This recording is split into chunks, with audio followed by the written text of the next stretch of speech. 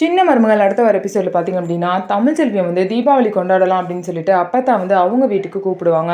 நீ மலர் எல்லாம் கிளம்பி இங்கே வந்துடுங்க அப்படின்னு சொல்லிட்டு, அது மட்டும் இல்லாமல் அவங்களுக்கு ட்ரெஸ்ஸு நகை எல்லாமே கொடுத்து விட்டுருப்பாங்க. இந்த ட்ரெஸ்ஸு நகையெல்லாம் போட்டுட்டு எல்லாரும் வந்துருங்க, நைட்டு பலகாரம் சுடுவோம் அதுக்கும் வந்துருங்கன்னு சொல்லிட்டு பார்த்தீங்கன்னா தமிழ்ச்செல்வியை கூப்பிட்டுருப்பாங்க.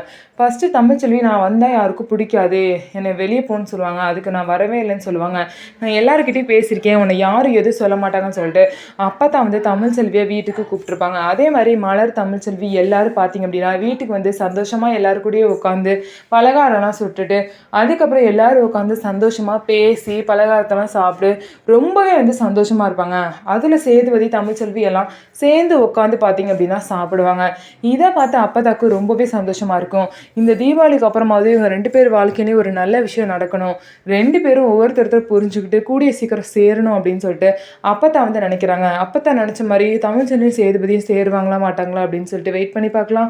நம்ம வீடியோ உங்களுக்கு பிடிச்சிருந்தா நம்ம வீடியோவை லைக் பண்ணிக்கோங்க, மறக்காமல் நம்மளோட சேனலை சப்ஸ்கிரைப் பண்ணிவிட்டு பாருங்கள்.